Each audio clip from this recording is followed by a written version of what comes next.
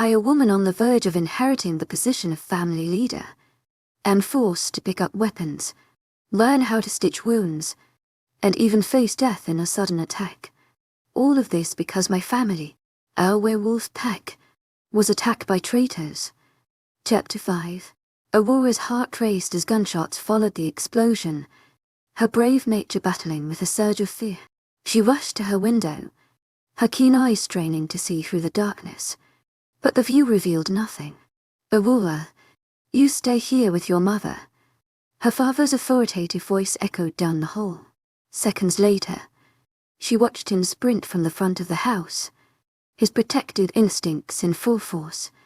Thatch and a few other enforcers met him there, their loyalty evident as they took off toward the gate together. In a blink, Aurora's observant gaze caught sight of numerous Lycans rushing toward the house. Recognizing familiar faces, she assumed these were pack members seeking safety.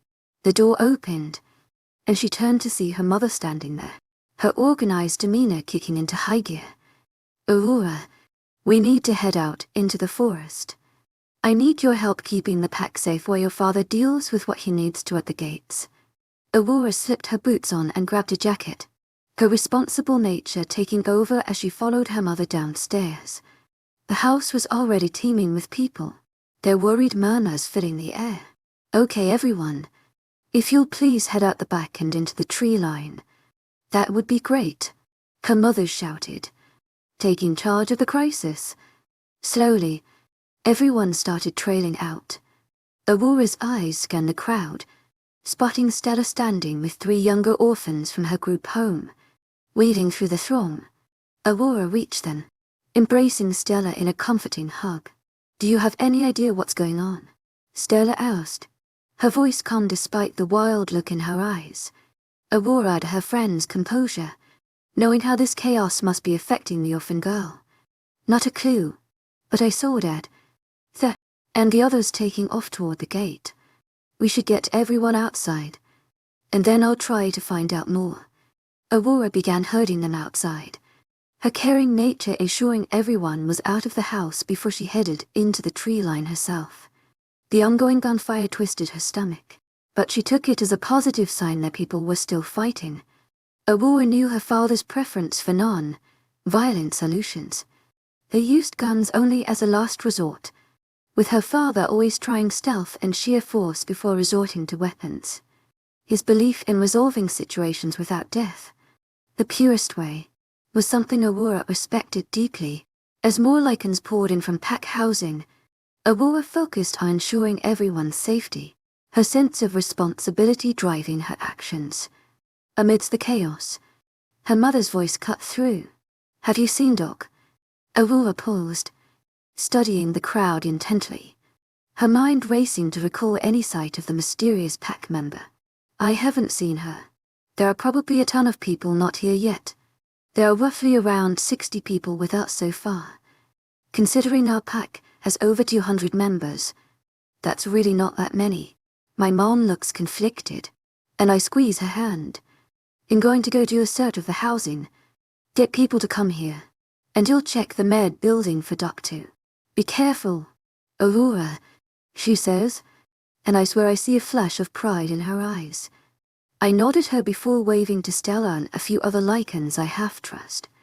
Having grown up here in the pack, everyone is always looking for a foot up in the hierarchy.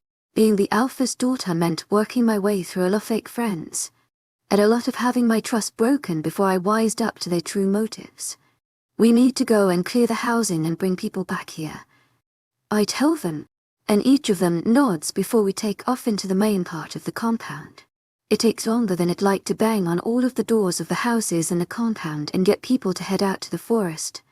Just as in clearing the last house, another explosion rips through the air, making the ground shake. Come on, let's go, I shout, herding the group back toward the forest. Stella, I'm going to go find Doc. Make sure these guys get to the forest. Please. She looks conflicted as she gazes in the direction of the gunfire. But we don't have time to fuck around, so I take off without her agreement. I glance back over my shoulder to find her moving in the opposite direction like I asked. Good. Now to just find Doc. I head toward the med building and he screams. Shit. I pick up my pace, using my Lycan speed, and burst into the med building. It's a fucking war zone. This is going to hurt, Doc says before tightening a tourniquet on one of the enforcer's legs, slowing the blood streaming from the bullet wound in his leg. Aurora, come put pressure on this. I blink before rushing over to help her, putting my hands on top of the pressure dressing she gives me and pushing down to help stop the bleeding as much as possible. What the fuck happened? It's more to myself. But Jacob, the Lycan whose leg I'm pushing on, looks up at me. Fucking rogues with obsidian fucking bullets. Double fucking shit. My mind goes to my dad and Thatcher before Doc's beside me again, moving me out of the way so she can access the wound. Aurora, I know we've done sutures before. I'm going to remove this bullet, and then I need you to sew him up so he doesn't die of blood loss before he has a chance to heal from the damage. I just nod, trying to make sense of it all. How the fuck are there rogues still? I thought Darius had dealt with them all. I think back to what the guy who attacked me said in just the beginning. Should I have seen this coming? Aurora, get to work, Doc commands as she heads to the next groaning enforcer on the bed down the line. I notice the suture tray on the bed next to Jacob and glance from it to him to see him grin at me grimly. Get on with it. Cop, I have to get back out there. His words pull me from my momentary stupor, and I jump to attention. I stitch him up the best I can. It's been a while since I learned how to do this with Doc, but it's just like riding a bike, one of those things you just don't forget. Though this sure as hell was what I had in mind when I asked her if I could intern with her for a summer 2 years ago. I help where I can until the last enforcer leaves the room, heading back to help my dad despite the fact that the gunshots have stopped. I slump against a wall, and Doc offers me a tight smile. This won't be all of it. Get cleaned up. I get the feeling I'll need your help again. Doc and I end up by the gates, helping field dress the enforcers who are shottened. In some cases, burned. Thank fuck for Lycan healing, because most people are already healing nicely on their own. It's the wounds from obsidian that are the biggest issue. The bullet wounds are easy enough once we remove the bullet, but the shrapnel from the bombs, and some of the liquid obsidian burns, are really bad. I've never seen anything like it, but I keep my head down and take directions from Doc, ignoring the amount of blood on my hands. Time slips away as we work to help heal our enforcers. Aurora, we've done all we can do for now. Let's go and get washed up. Doc's voice is soft as she touches my shoulder and gives me a tight smile. I nod sharply and follow her back to the med building.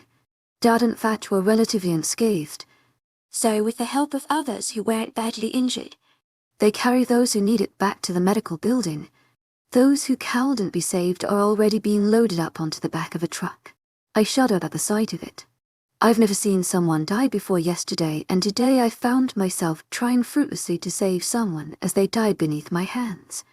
My life is officially going down the wrong path. Once we're back, I head straight to the bathroom. The light flickers on above me, coating the room in a sickly yellow light, leaving me able to see my reflection in the mirror above the sink. Blood streaks and splatters cover my face and hair. I look down at my hands and, for the first time, really take in just how much blood is on them too. I don't even bother taking stock of my clothes. I already know what I'll find there. I start scrubbing at my skin with a block of soap by the sink. I've never seen so much carnage in my life, let alone been a part of it or the cleanup. My hands shake so badly I drop the bar of soap.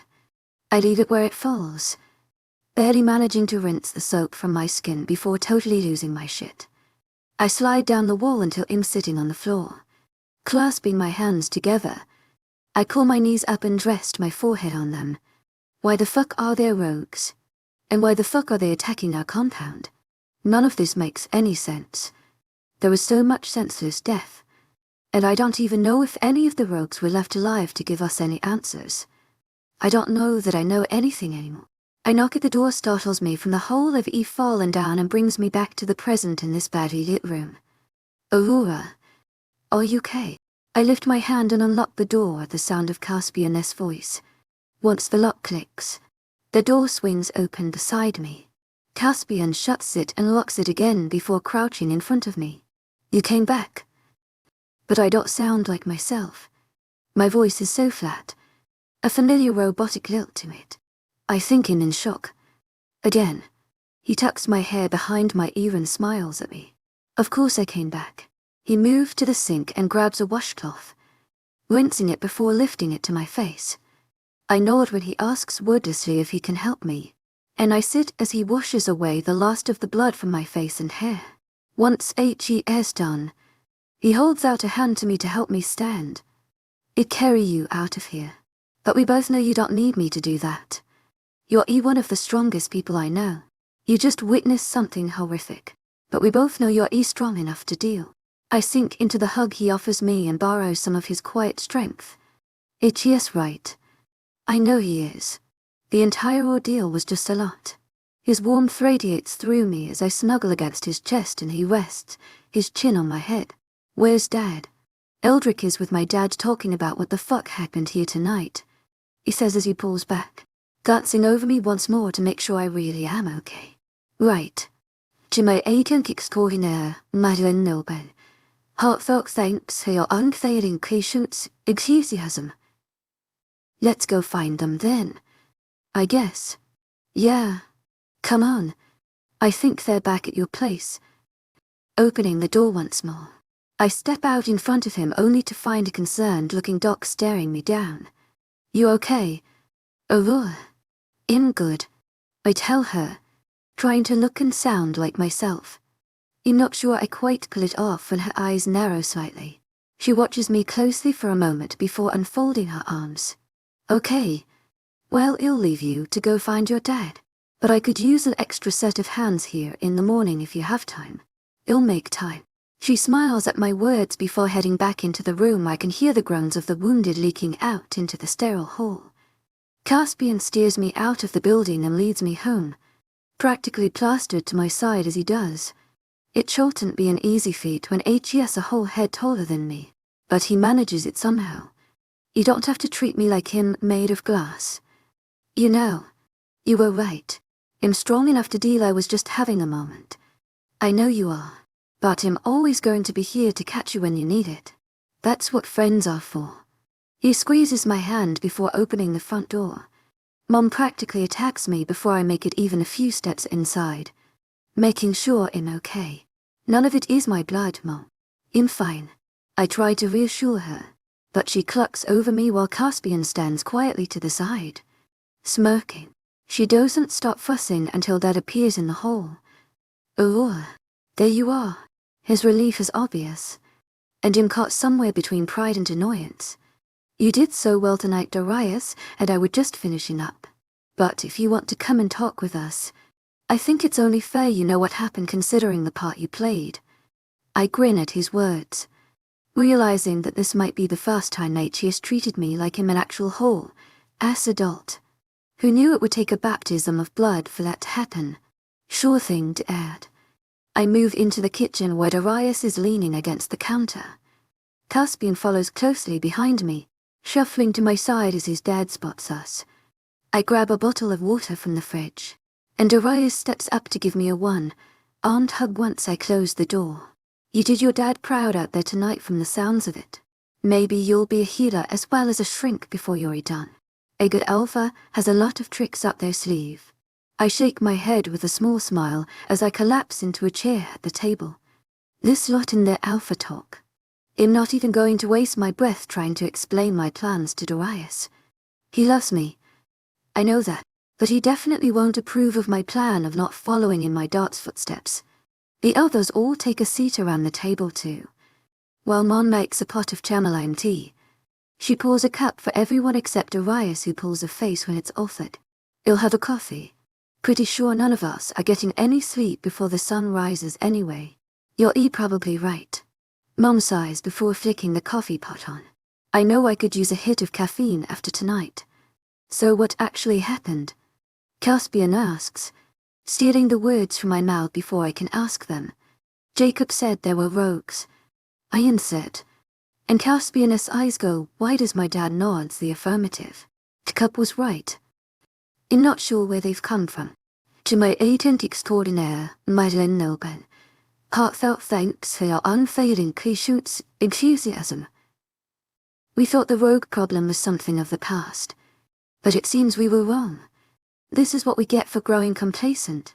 Darius grumbles, and my dad nods in acknowledgement. We're not sure why they attacked here now, but we will find out. 2 of them are still alive, and I intend on extracting information from them by whatever means necessary. What we do know is that no other packs have been attacked. Could this be linked to Auror's attacker? Caspian asks, and Darius frowns. I hadn't considered it, but it's possible. He said some weird shit in that room with Auror before he fed himself. He runs a hand through his hair and lets out a deep breath. Good thinking. He did say he was just the beginning, I add, and he nods slowly as if HE's turning everything over in his head.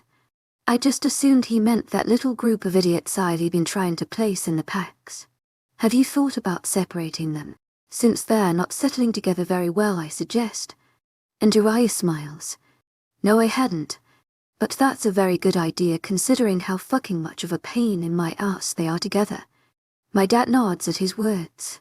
It'd be a good way to stop their bullshit and mini-clique. My mom adds, is there anything else we need to know? Caspian asks, looking between Darius and my dad. I'm going to start looking into the rogue problem. Darius tells him, so I'll probably want some help with getting that going. But other than that, that's literally all we know for now. Their equipment was pretty high-tech though, so I'm going to check in with the Hunter Council and see if they've heard of any rumblings because obsidian bullets used to be their bag. Is there anything I can do? And sure, if I even want to. But the smile on my dad's face makes me feel a little better for asking. You just do your thing here. Aurora, you and Caspian should probably at least try and get some shut-eye. Tomorrow is going to be another big day. Yeah. Okay. Smiling and saying goodnight before heading upstairs with Caspian on my heels. I cheers quiet as I brush my teeth and braid my hair. But he eventually asks, you're not going to be able to sleep, are you? I drop onto my bed and shake my head. Probably not. He lies down on the bed beside me, staring at the ceiling. Then let's just lie here and not sleep together.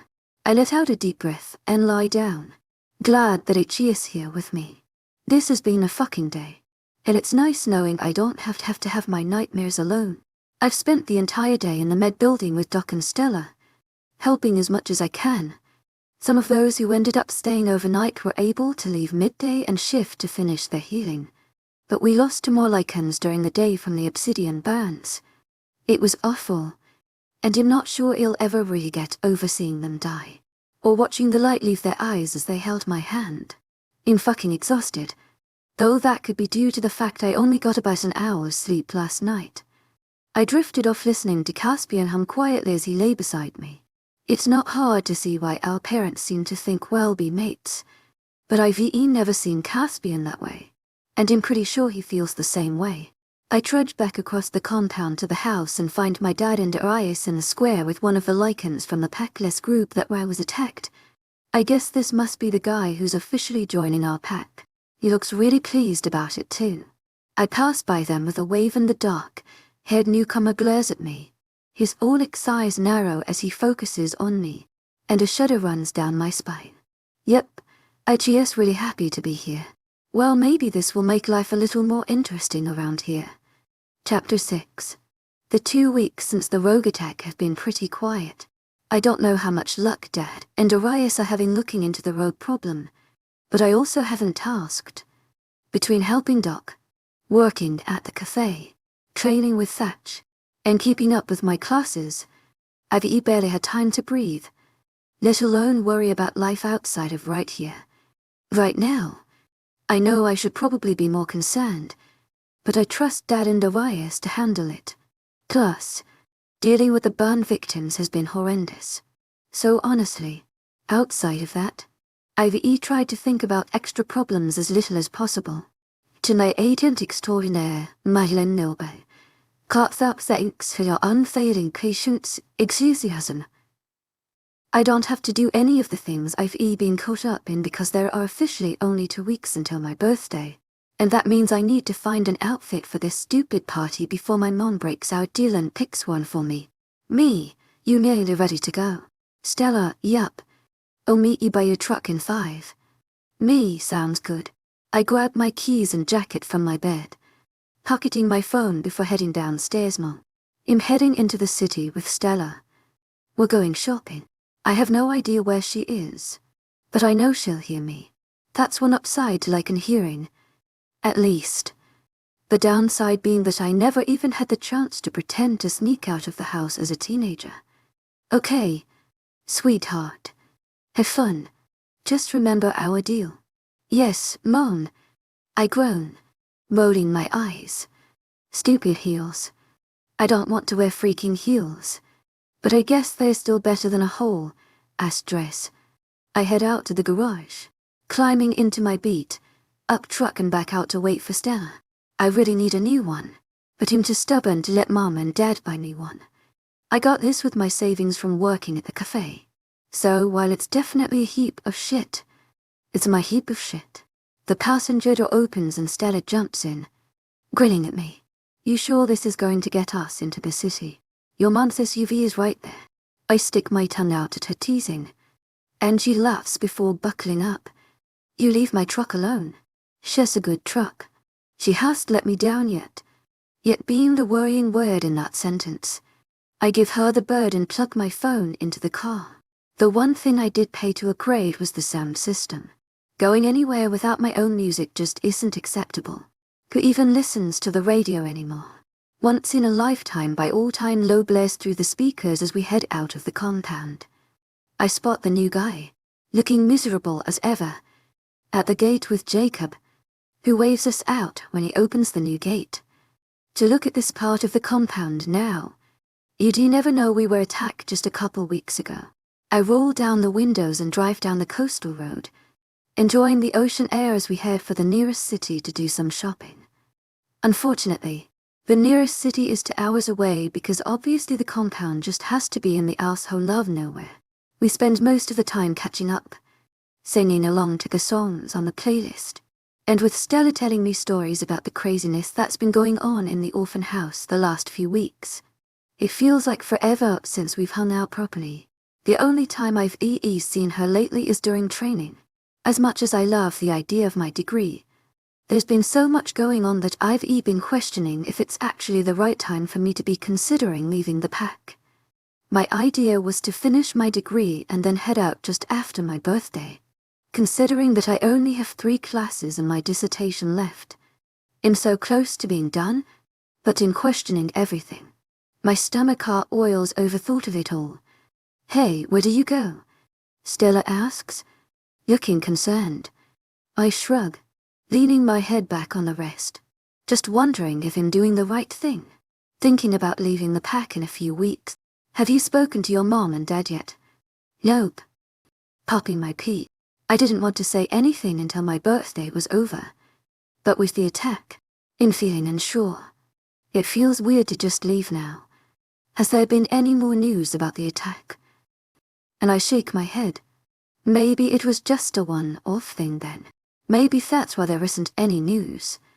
If your dad doesn't seem worried, maybe don't let what happened with the pack in the past sway your current decision. I mean, don't get me wrong. I'm going to miss you like crazy when you're gallivanting across the globe. But I'm also all for doing what you want to do for you rather than buckling to expectations. My mom and dad followed what they were meant to do to the letter. They followed their alpha without question, and look at where that got them both. I frown over at her.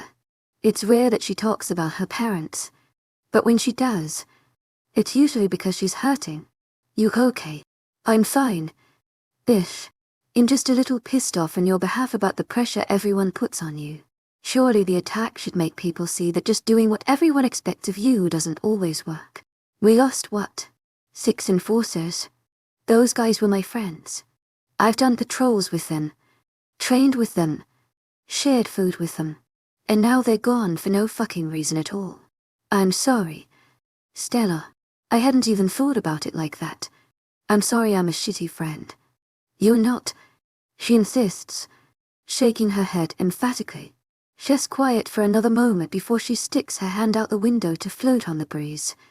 I'm just all in my feelings today. But fuck it. Let's go shopping and get me out of this funk. I'd really appreciate some ice cream too. I'll do you one better. Pizza and ice cream at my place tonight. We can have movie night. And you can crash. Sounds perfect. Now let's go find this outfit for you. Oh, you say that like you get out of picking an outfit too. I laugh as her head jerks back in my direction.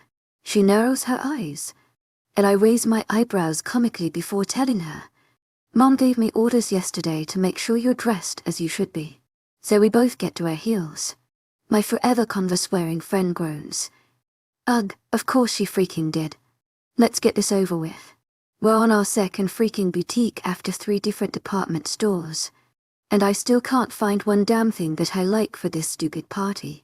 This is freaking insane. Hey, I found my outfit in the first store. This is now all officially on you. I saw another little place down the way if you want to make a last-ditch effort in there. Stella asks, trying to seem upbeat. The slight grit in her tone tells me she's as frustrated as I am. Sure. Why not? If I don't find anything there, I'll just try online. I guess. The bell on the door sounds as we leave, and the assistant behind the desk glares at us as we do. I mean, I don't blame her. We were in there for a while, and all I did was moan about the shit on the racks in there. It only takes a few minutes to get to the boutique Stella was talking about, and as soon as we go inside, I feel instantly at home. This place screams casual but dressy, which is exactly what I'm after. The girl behind the counter smiles at us as we pause at the front long enough to take everything in. Just give me a shout if you need anything. I nod in thanks and head toward the back of the store. I spot a mannequin wearing an outfit, and I immediately know it's what I'm going to wear to the party. Yet pretty. I cross my arms over my chest and try to envision myself in the outfit. It's a black bralette under a nude knit crop sweater with long sleeves matched with black 3/4 leather pants. The entire thing is tied together with a gold belt and nude heels. It's absolute perfection. I'm done. I squeak, and Stella heads over with that excited flourish. Absolutely fucking yes. This is perfect. I fully support these choices. You are going to look amazing. To my agent extraordinaire, Madeline Nilbe. Heartfelt thanks for your unfailing patience, enthusiasm. Hold on, she walks away quickly, returning less than a minute later with a gold chain in her hands.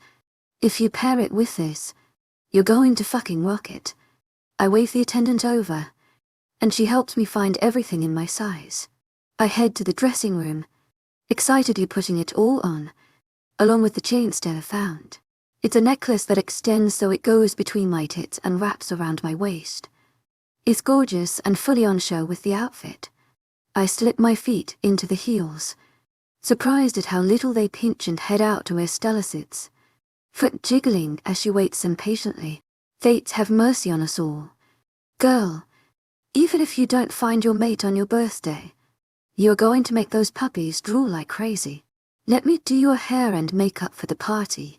Please, I laugh at her and nod, because I can't deny her much of anything, let alone something as simple as that. So you agree? This is the outfit.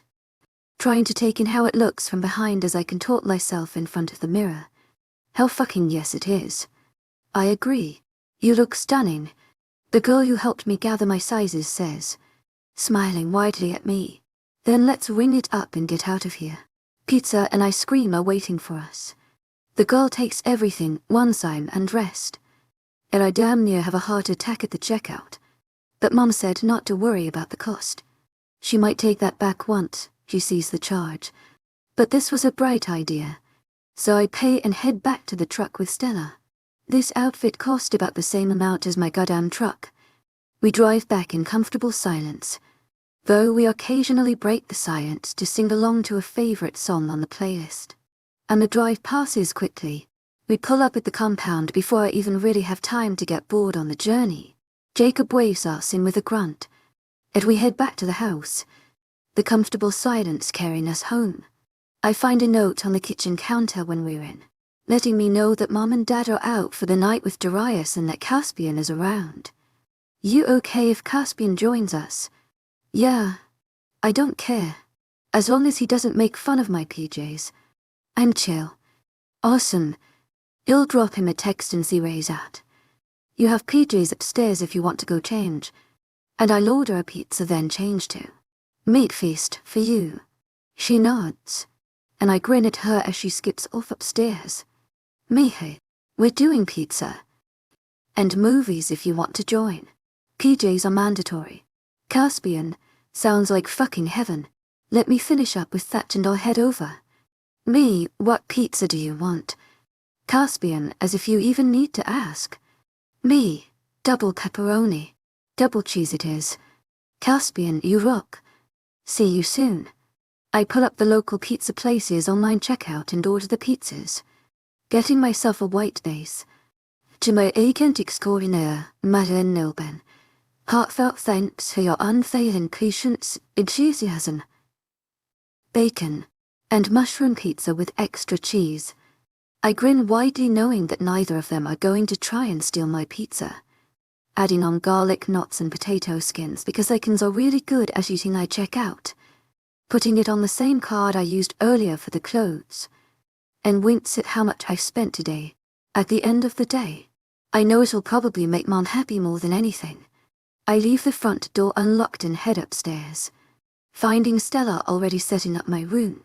She set up a fort of cushions and blankets on the floor at the end of my bed. Pizzas are ordered, and Caspian is on his way. Sounds good. I duck into the bathroom and change into my own PJs, pulling my hair back into a ponytail before heading back out to my room and getting comfy next to Stella.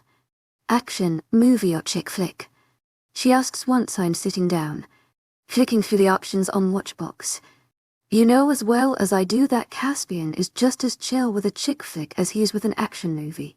But me, I want to see people bleed, so let's go action. Sounds good to me. The bedroom door swings open and Caspian struts in, taking off his shirt in one quick motion. I can practically feel the heat radiating from the space Stella is occupying. Just saying hi, but I need to shower. I'm so fucking sweaty. He drops his shirt on the floor and leaves the room. I look over at Stella and burst out laughing. You've got a little drool there. You want me to get it, or? Fuck off, she says, blushing bright red. He's pretty to look at. But that's about it. You just don't see it because you're basically attached at the hip.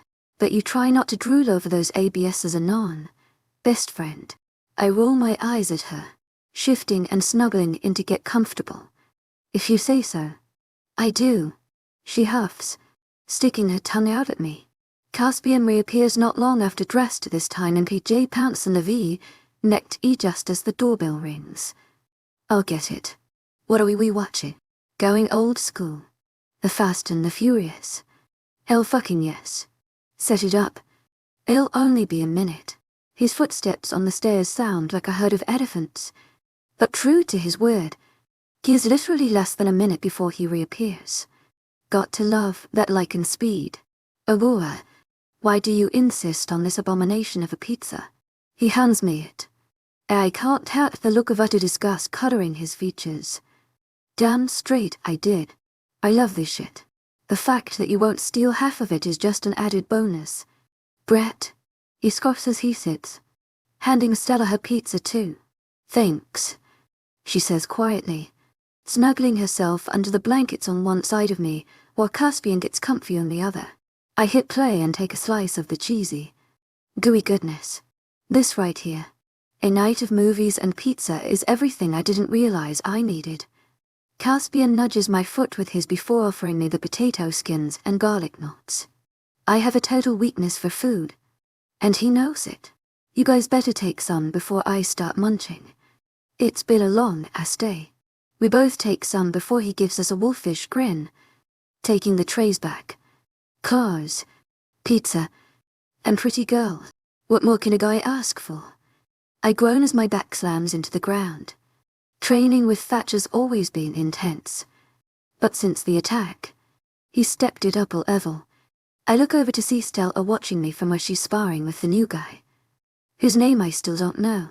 Thatch paired her with him this morning since Caspian is here, opting to pair me with him, which is exactly how I find myself on my back, staring up at the clear blue sky. My protective friend. Archias not so protective when we train. Archias brutal, taking the moment of distraction to put me on my back without remorse. Come on, Aurora, you're better than this. Let's go again. Caspian says as he offers me a hand up. I take it and look over at Thatch, who's frowning at me. Okay, yeah. I'm distracted today, but it's really only because I submitted my dissertation last night, which means the only thing keeping me here is me. That and my birthday party. I still can't make my mind as to whether it's a good idea to leave right now, especially with the rogue thing still unknown. Despite my pestering, Dad has given me exactly zero details about all of it. He says he doesn't have any real information, and I believe him considering how on edge he and Darius had been the last few days. But it doesn't make me feel any better. I hate feeling like a brat when I ask for information from him, but trying to make up my mind is made more difficult by not having all of the details. I also don't want anyone to think that me stepping up during the attack or the fact that I'm not running out of you at full speed is an indicator that I've changed my mind about refusing my birthright. Because I absolutely haven't. At least, I don't think I have. I groan as I dust myself off. And Caspian frowns at me too. What has you so out of sorts today? Nothing. I sigh, hating that I'm outright lying to him, but I know he doesn't get it. He's all about following in his dad's footsteps, though sometimes I think that's more about proving that he can than actually wanting to do it. Just having an off day. Let's go again. I drop into a defensive stance, and he runs at me. I drop my shoulder as he reaches me, and lift him, trying to flip him over. I overshoot it, and he grabs my waist as he goes down, pulling me with him. He shifts us around, so he has me pinned to the ground and grins down at me. If you wanted to wrestle with me, Aurora, you just had to ask. He winks at me, and I slap at his chest with both hands. Get off of me, you big brute. He barks out a laugh and jumps to his feet. And I see Thatch smirking. Gotta be faster on your feet. Aurora. Yeah. I push myself up out of the dirt and rush to attack Caspian. I try to tackle him, but the giant meteor barely moves, so we start to spar, but I'm so frustrated. It doesn't feel like sparring. Caspian grins as I land a jab to his gut, but he lets out a whoosh of air as my fist connects. It's like the hit finally clued him into how much I need a real fight, not this pussyfooting back and forth. Come at me. And so I let it rip, knowing that he can take it. We go back and forth, both landing blows. And even though I know Caspian isn't giving me every ounce of force he has, he doesn't truly hold back either. This time, when he comes at me, I use his momentum against him, and he lands on his back. I leverage my weight against him with my foot on his throat, and the asshole just grins back up at me. About time. God, you're a jackass. I growl and pull my foot away. He jumps back to his feet and lifts me off the ground, putting me over his shoulder before spinning me around. Oh my fates. Put me down. He just continues to laugh and spin until Thatcher yells. Enough horsing around. You two, get back to it. Spoil sport. Caspian grumbles before putting me back on my feet. I hold his arm until the world stops spinning. You're such a doofus. Yeah, but I'm a doofus that's going sharpshooter training with my mom this weekend. You want to come? My eyes go wide.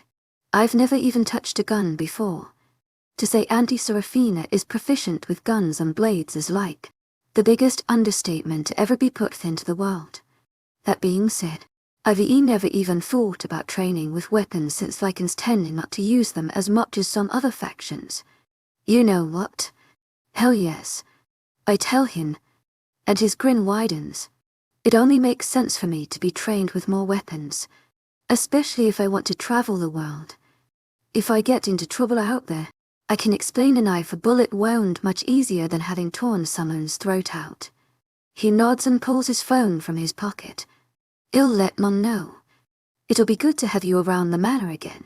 It's been a while." She's not wrong. It's been forever. Mainly because Dad usually gets a bit antsy when I leave the compound for too long. But he can't complain about me going to the manor. I think Auntie Seraphine's place is possibly the most secure place on the planet, which isn't surprising considering who lives there. But still. Plus it means I get to escape the compound for a hot minute before my birthday, considering the party is next weekend. This sounds perfect. Thatch blows his whistle, his short brown hair whipping around in the wind, and draws an end to sparring. 3 laps around the compound, and then we go again. I groan as Caspian cackles. "Come on. Let's show these assholes what being alpha-born is all about." The distance between us growing, so I push harder because I'm not letting him win without a fight. I nearly catch him when the new guy overtakes me. What the actual fuck? I push harder because I will literally never hear the end of it. This guy beats me. I should have been running more, but it hasn't been a priority since the attack, so I've slacked off. Now I'm going to pay for it.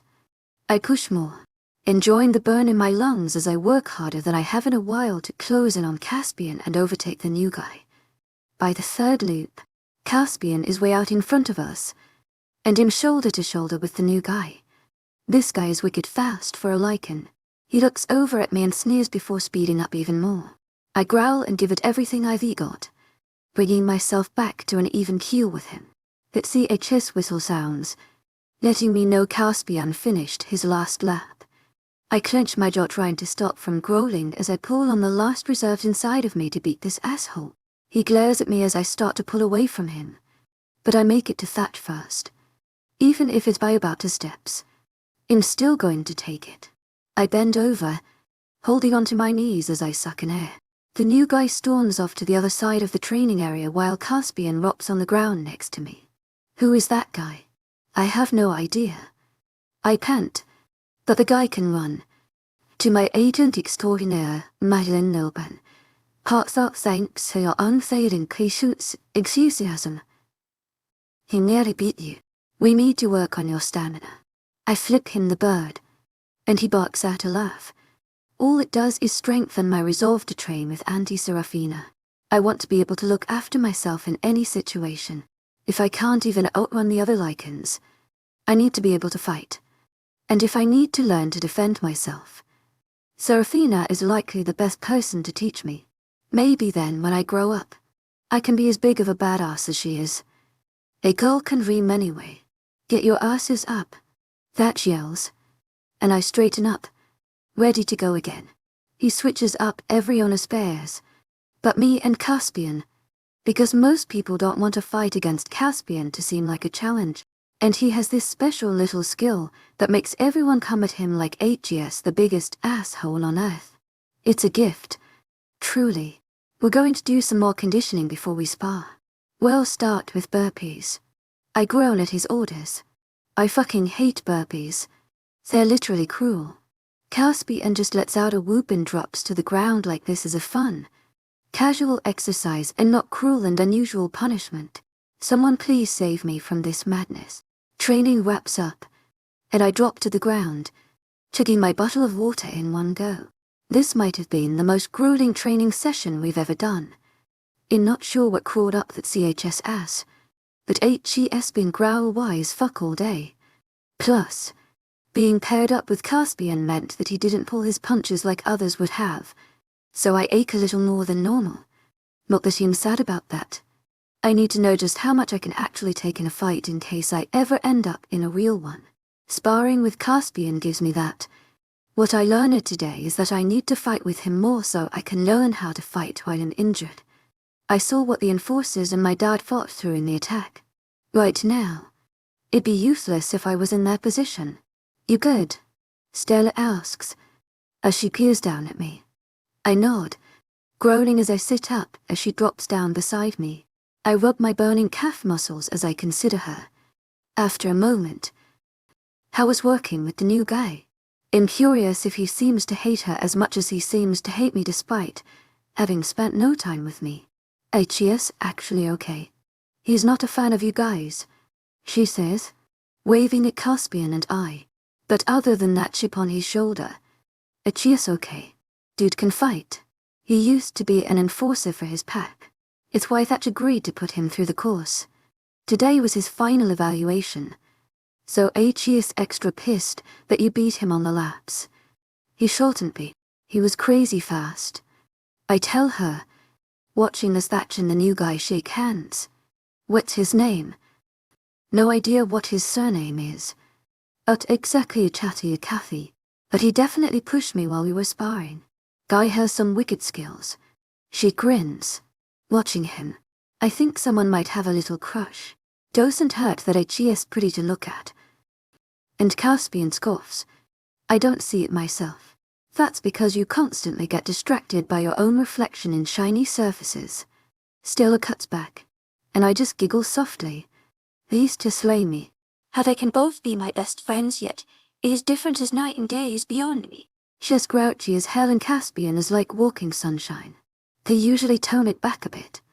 But I guess the leftover adrenaline from training has every honest lethal edge. Caspian throws a handful of grass at her, and she rolls her eyes. At least you didn't deny it. We both know there's more to me than my pretty face, so I don't have to deny anything. He gives her a wolfish grin, and I shake my head. Enough. You guys, please. Fine. Stella grunts, and Caspian knocks my shoulder with his. Sure thing. Thatch heads toward us with Finn in tow. They could be brothers if you ignore their faces. They're both tall and ridiculously built, like you'd definitely cross the street if you saw them coming at you looking all menacing. Which they do right now. They both look the opposite of delightfully happy, but I don't take it personally. Smiling just isn't that CHS default setting. Aurora, I'd like to introduce you to Finn. I stand at Thatcher's words and smile at Finn. It's nice to meet you officially. You killed it on those laps today. Finn says nothing, opting for a small grunt instead. Stella's words about him being pissy play on repeat in my head, so I let it go. He'll be officially joining the Enforcer ranks, and HE is aware that you'll be training with us, even after your birthday. Thatcher says, I try to stay as sunshiny and smiley as I can. Sounds good. Welcome to the team. Looking toward Finn, he nods, and lets out a growl. Why? Wow, this guy's a real chatterbox. I'm going to finish introductions and then let your dad know. He offers a tight smile before continuing. Well done today. Aurora, you beat your usual time on the laps. I expect to see improvements over the next week. I'd like to see how far we can push it. I tamp down the groan that threatens to spill out of my lips and nod. Sure thing. Sounds like a plan. Thatch leads Finn away, and I drop back to the ground. Groaning as Stella bursts out laughing. Well, that bit you in the ass, didn't it? Shut up. I groan, covering my eyes with my arm. One day, my competitive nature will work in my favor. Today is apparently not that day. I guess the attack didn't scare him away from joining the Enforcers. So that's good, Stella says, biting her lip as she watches him walking away. I've never known her to go for the older guy before. To my agent extraordinaire, Madeleine Nilban, heartfelt thanks for your unfailing patience, enthusiasm. Any guy re. Hopefully HES not already made it. It would be good for her to finally get some happy of her own. I look back to Caspian, who is still watching Thatch and Finn as they disappear.